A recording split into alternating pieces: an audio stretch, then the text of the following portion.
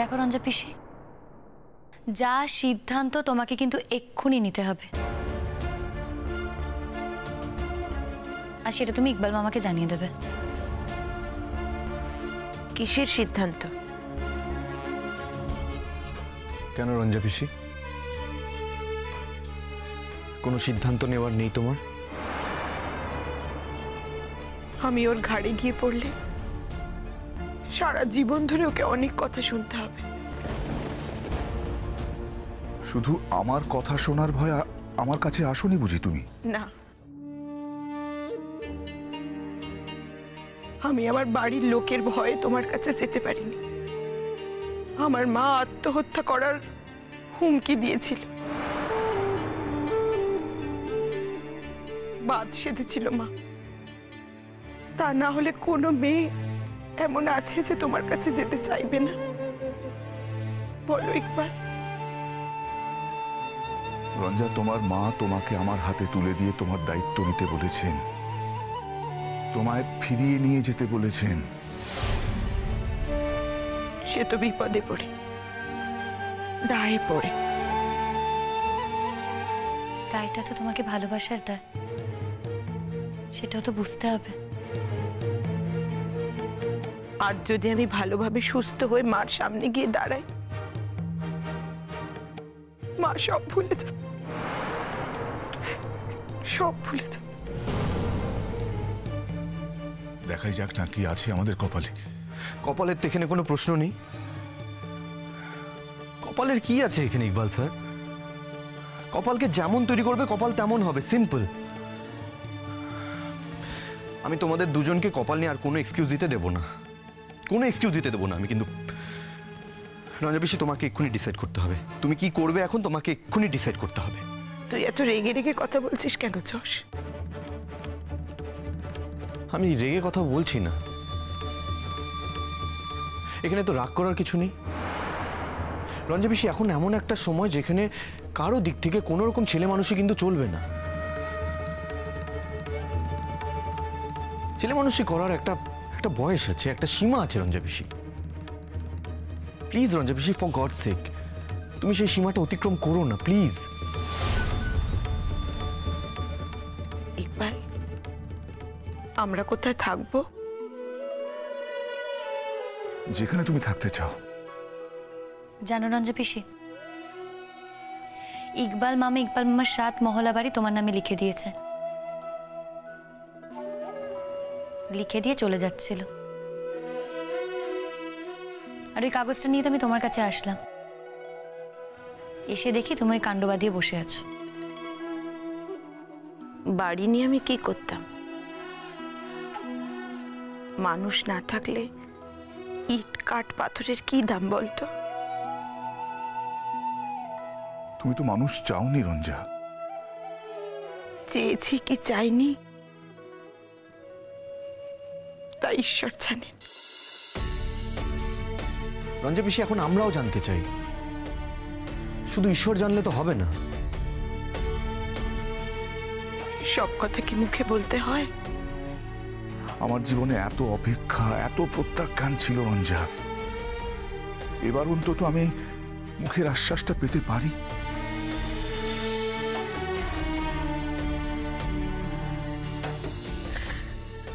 আমি কিছু জানি না ইকবাল, আমি কিচ্ছু জানি না। তোমাকে না জানতে হবে না রঞ্জা পিসি, আমরা জানলেই হবে। তোমার তো জানার কোনো দরকার নেই। দেখো, এখন না ছেলে মানুষই করার সময় নয়, অনেক হয়েছে রঞ্জা পিসি। তুমি যদি ইকবাল মামাকে চলে যেতে দাও, তাহলে এটা তোমার জীবনের সবথেকে বড় অধর্ম হবে। দেখো, সোনা ঠাম্মি কিন্তু মেয়ের ওই অবস্থায় ইকবাল মামার হাতেই তোমাকে তুলে দিয়েছে। এই ভালো সময়ে ঠিক তোমাকে ইকবাল মামার হাতেই তুলে দেবে, আমার বিশ্বাস এটা। দেখো, সোনা ঠাম্মি তোমাকে ইকবাল মামার হাতেই তুলে দেবে।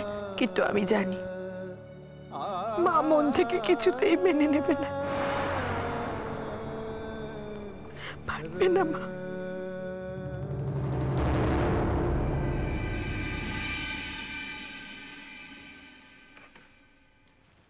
রোহিণী, কি ব্যাপার, তুমি আসবে ফোনে বলনি তো? সব ঠিক আছে তো?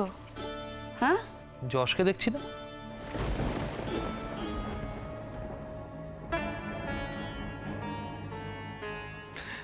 কি হলো, যশ কোথায়?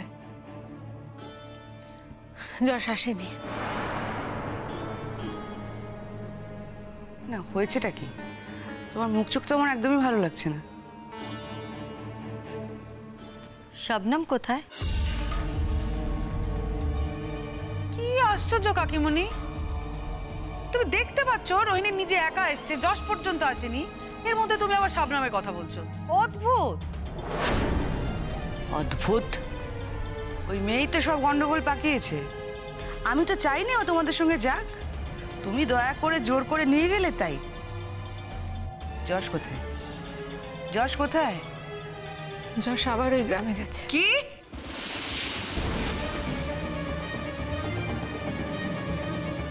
কেন? মানে কি হয়েছে? কারোর কোনো বিপদ আপদ হয়নি তো? এমনি এমনি তোর যাওয়ার কথা না। আমি জানি না কি হয়েছে কি না হয়েছে, আমি এই সমস্ত কিচ্ছু জানি না। আমি শুধু এটুকু জানি আমাদের বাড়িতে ছিলাম, শাবনামের ফোনে একটা ফোন এলো, শাবনাম বেরিয়ে গেল, যশও বেরিয়ে গেল। রঞ্জা পিসির ব্যাপারে কোনো একটা ফোন এসেছিল এবং সেটা শাবনামেরই ফোনে। ওই রঞ্জা পিসির কার সাথে লটরঘটর ছিল না আন্টি, তুমি বলো, সে বোধহয় ফিরে এসছে, তাকে নিয়ে গ্রামে বড় ঝামেলা হয়েছে, এরকমই কিছু একটা হবে হয়তো। শাবনাম ফোনটা পেলো, পেয়ে শাবনাম বেরিয়ে গেল, পিছনে পিছনে জাস্ট তখনই যশ বেরিয়ে গেল।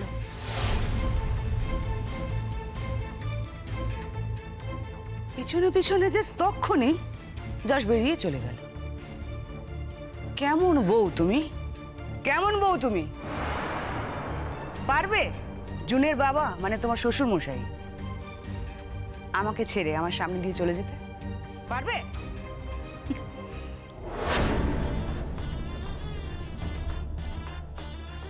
তুমি হাসছো কেন? হাসার মতো কি বলেছি আমি? না না, এমনি এমনি হাসছি। তা রোহিণী, তুমি এখানে চলে এলে যে যশকে আটকানোর চেষ্টা করলে না? আমার ভালো মানুষকে যে এভাবে এক্সপ্লয়েট করবে সেটা তো বুঝতে পারিনি জুন্দি। আর আমি ইম্যাজিনও করতে পারিনি যে আমার অষ্টমঙ্গলায় গিয়ে যশ অষ্টমঙ্গলার মাঝখান থেকে বেরিয়ে চলে যাবে জাস্ট শবনমের ফোনে একটা ফোন এসছে বলে। আর তারপর থেকে কতবার ফোন করেছি, do you have any idea? তোমার ফোন যশ ধরেনি? ধরলে কি আর অষ্টমঙ্গলার মাঝখান থেকে এরকম ভাবে তুম করে এ বাড়িতে চলে আসতাম বলো? ওহো, তা তুমি একটা কাজ করলে পারতে তো, ওদের ল্যান্ডলাইনে একটা ফোন করে দেখলে পারতে। আমার কোন ঠেকাটা পড়েছে যে আমি ওদের ল্যান্ডলাইনে ফোন করতে যাব? না না রোহিণী, ঠেকা তো তোমার একটা আছে। যশ চলে গেছে, তোমার ঠেকা নেই। আর আমার কি মনে হয় বলো তো, আমি এটা মেনে নিতে পারছি না যে তুমি যশকে আটকানোর চেষ্টা করোনি। আমার মনে হয় তুমি যশকে আটকাতে পারোনি, যশ তোমার কথা শোনেনি। সেটা কিন্তু খুব একটা গুণের কথা নয় জুন। নতুন বউকে ফেলে ওই মেয়েটার সঙ্গে গ্রামে ড্যাং ড্যাং করে চলে গেল, এটা গুণের কথা? ভূত একটা ঝামেলার মধ্যে। এই তো সবে প্রাণ হাতে করে ফিরেছিল বলো। ফুলকাকি, এবার কিন্তু যশ একটু বাড়াবাড়ি করে ফেলছে। ও যে আরম্ভ করেছে ও তো হাতের বাইরে চলে যাচ্ছে, কিছু একটা করতে হবে আমাদের। ওকে বাচ্চা নাকি যে একটা কথা শুনবে না, সবসময় বুঝিয়ে বুঝিয়ে বলতে হবে? ভেবেছিলাম বিয়ে হয়ে গেলে সব ঠিক হয়ে যাবে, ঠিকও হয়ে গেল। হঠাৎ কি হলো? অষ্টমঙ্গলার জোর খুলতে গেল, ওখান থেকে চলে গেল এই মেয়েটার সঙ্গে গন্ডগ্রামে। এ কি বাবা, যে ঘটনার কথা শুনছি তাতে তো ভালোই বুঝতে পারছি আবার একটা সাংঘাতিক উত্তাল ঝামেলা লেগেছে ওই রঞ্জা পিসি আর ওর বয়ফ্রেন্ডকে নিয়ে।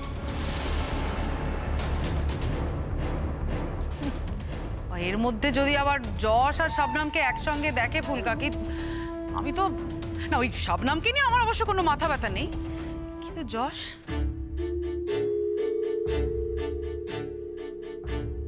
তুমি বলো এরপর ও কি ওখান থেকে আবার বেঁচে ফিরে আসতে পারবে ফুলকাকি? তো কদিন আগে ওকে কিভাবে রেস্কিউ করা হলো, কিভাবে বাঁচানো হয়েছিল বলো। তুমি তো এমন করে বলছো যেন তুমি বাঁচিয়ে নিয়ে এসেছিলে।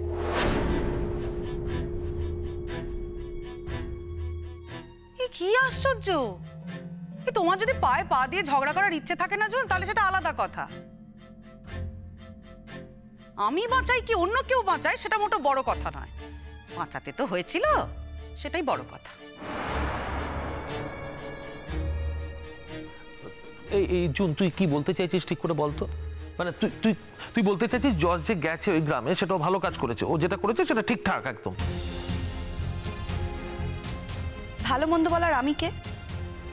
প্রত্যেকটা মানুষের আলাদা আলাদা ভালো মন্দ থাকে। আমার যেটা ভালো মনে হয় সেটা যশের ভালো নাই মনে হতে পারে।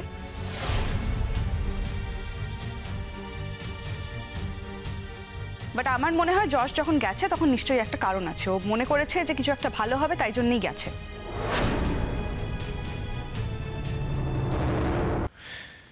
রঞ্জা পিসি, তোমাকে যখন এখানে নিয়ে আসা হয়েছে তখন তখন আমরা ওখানে প্রেজেন্ট ছিলাম। তুমি সবটা জানো না। সোনা ঠাম্মি এবার বোধহয় মন থেকে চায় তোমাকে ইকবাল স্যারের হাতে তুলে দিতে। সোনা ঠাম্মি এটা বুঝতে পেরেছে যে তোমার জন্য একমাত্র যোগ্য মানুষ, একমাত্র যোগ্য পুরুষ শুধুমাত্র ইকবাল স্যার। রঞ্জা, ডাক্তারবাবু বলেছেন কাল সকালে উনি তোমাকে ছেড়ে দেবেন। তারপর আমি, তুমি, আমরা দুজন গ্রামে ফিরে যাব। কেমন? আমরা শুধু দুজন যাব, ওরা যাবে না? আমি না গেলে তোমাকে বিয়েতে সাজাবে কে? আর আমি না গেলে বিয়ের আয়োজন কে করবে? তোদের এখানে সমস্যা হবে না? রোহিণী কি জানে? পিসি প্লিজ, এখন আর এসব আজে বাজে কথা বলে সময় নষ্ট করো না। আমি যাব তোমার বিয়েতে। রোহিণী জানুক কিংবা না জানুক, আমি তোমার বিয়েতে যাব, আমি তোমার বিয়েতে উপস্থিত থাকবো। তোমার বিয়েতে সব কাজকর্ম আমি করব।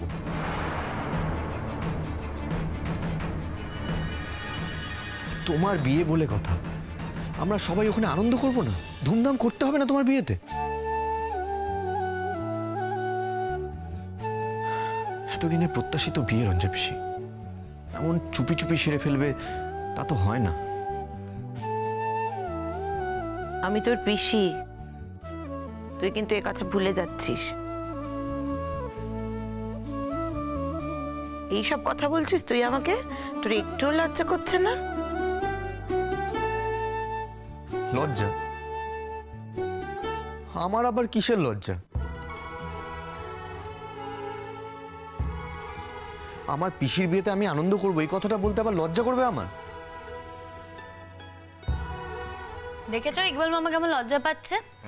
না না, আমি দেখি ওর ওষুধ ওষুধ কিচ্ছু লাগবে না ইকবাল স্যার, প্লিজ। হ্যাঁ একদম, রঞ্জা পিসির এখন কিচ্ছু লাগবে না। কিচ্ছু লাগবে না। বলছি আমার না একটু স্যারের সাথে কথা বলতে যেতে হবে। কি কথা বলতে যেতে হবে? আমি তো একটু আগে কথা বললাম স্যারের সাথে। আরে বাবা, কথা বলার দরকার আছে। তো দরকার আছে, তাহলে যা, আমি কি করব? তোমাকেও যেতে হবে আমার সাথে। মানেটা কি? আমি গিয়ে কি করবো? আমি কি তোমাকে পাহারা দিয়ে নিয়ে যাবো নাকি? না মানে আমি বলছি যে দেখো, তুমি তো ডক্টর হয়ে গেছো, আমি তো স্টুডেন্ট, তাই স্যার যেটা বলবে সেটা তুমি আমার থেকে বেটার বুঝবে।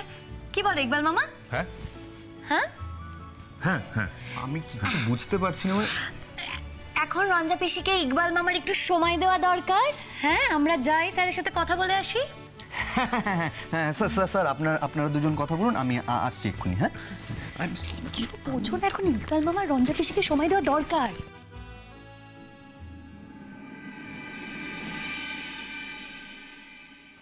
রঞ্জা,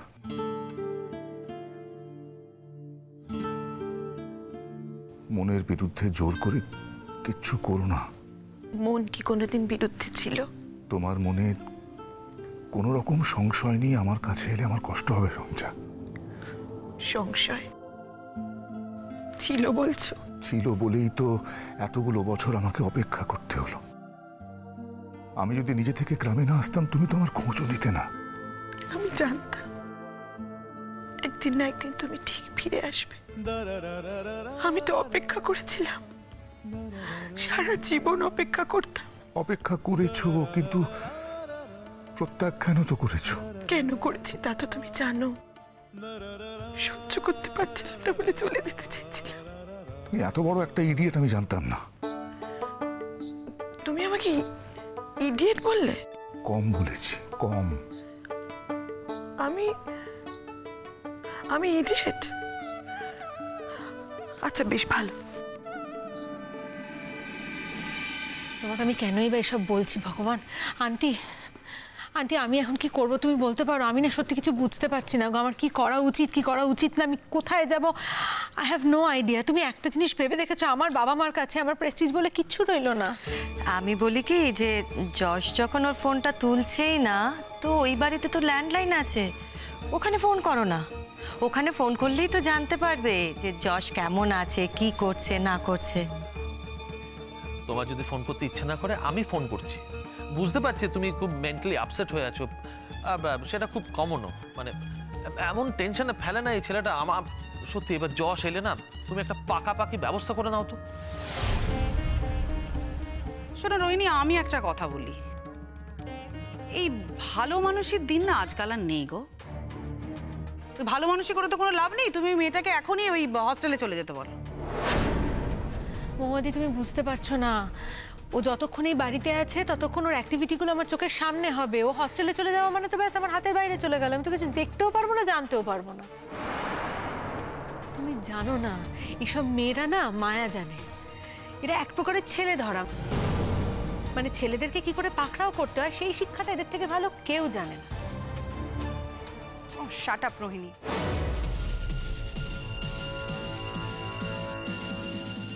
একটা মেয়ের সম্পর্কে এরকম অসম্মানজনক কথা বলতে তোমার আটকাচ্ছে না? নিজে একটা মেয়ে হয়ে আরেকটা মেয়ের সম্পর্কে এরকম ধরনের কথা বলো কি করে? তোমার মুখে আটকায় না? আমার মতো সমস্যায় যদি তুমি পড়তে না তাহলে তোমার মুখেও আটকাতো না। আর এতগুলো কথা যখন বললে তখন এবার আমিও খোলাখুলি একটা কথা বলি, তুমি নিজে একটা মেয়ে হয়ে অন্য একটা মেয়ের সংসার নষ্ট করছো কি করে? Don't cross your limits Rohini. Limit June সেটা কে ঠিক করে দেবে? সত্যিই তো তুমি একটা মেয়ে হয়ে একটা মেয়েকে এতগুলো কথা শোনালে, ও বলবে না কেন? বলবেই তো। তুমি নিজে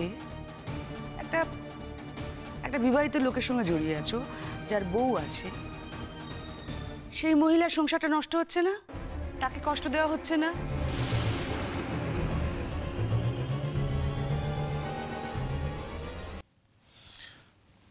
রাগ করে মুখ ঘুরিয়ে থাকলে কি হবে? তাকাও এদিকে। কেন? আমি ইডিয়েট তো। এখনো তো বলছি ইডিয়েট ইডিয়েট ইডিয়েট, 1000 বার ইডিয়েট, 1 লাখ বার ইডিয়েট, 1 কোটি বার ইডিয়েট। তা না হলে আমাকে এভাবে ছেড়ে চলে যাওয়ার কথা ভাবতেও পারলে তুমি? আর তুমি শুধু ইডিয়েট নও, তুমি একটা স্বার্থপর। সারাটা জীবন তুমি আমাকে কষ্ট দিয়েছো, সব থেকে বড় কষ্টটা দিতে চাচ্ছিলে, কিন্তু আমার ভালোবাসার জোরে পেরে ওঠোনি। হ্যাঁ, তুমি একাই আমাকে ভালোবাসো, আমি তো তোমাকে একটুও ভালোবাসি না। তুমি আমাকে ভালোবেসেছো রঞ্জা, কিন্তু ভালোবাসার এই পরীক্ষায় আমার থেকে অনেকটাই পিছিয়ে তুমি। আমার মতন করে ভালোবাসতে তুমি আমায় পারোনি। আমরা কি গাঁয়েই থাকবো? তুমি যেখানে চাইবে সেখানে থাকবে। তুমি যদি চাও তাহলে কটা দিন কলকাতায় থেকে আমরা তারপর গ্রামে ফিরতে পারি। আবার দেখো না, কলকাতায় আমার ফ্ল্যাট আছে, আমরা দুজন কলকাতাতেও থাকতে পারি। এত সুখ আমার সইবে গো। রঞ্জা, সারা পৃথিবীর লোক যদি সুখী থাকতে পারে তাহলে আমাদের সুখী হতে বাধা কোথায়? তাহলে এতদিন এত বাধা কেন হয়েছে? রঞ্জা, সবকিছুর একটা নির্দিষ্ট সময় থাকে। এতগুলো বছর আমি বাধা পেয়ে এসেছি, তাই তো দেখো না শেষ পর্যন্ত আমি তোমায় পেলাম। আবার নতুন করে সংসার করার, নতুন করে বাঁচার স্বপ্ন দেখা সার্থক হয়েছে আজ। প্লিজ রঞ্জা, প্লিজ আমাকে আর ফিরিয়ে দিও না, এই কষ্টটা আমি আর নিতে পারবো না। প্রত্যাখ্যান করো না আমাকে, আর আমি তোমার প্রত্যাখ্যান নিতে পারবো না রঞ্জা। তোমাকে ফিরিয়ে দেওয়ার ক্ষমতা আমার আর নেই ইকবাল। ভেতরে ভেতরে আমি বড় দুর্বল হয়ে পড়েছি। এবার আমার একটু আশ্রয় দরকার, একটু ছায়া দরকার। বরং আমি তোমায় বলছি, একটু আশ্রয় দাও না, একটু ছায়া দাও। আমি একা একা আর পারছি না, আর পারছি না।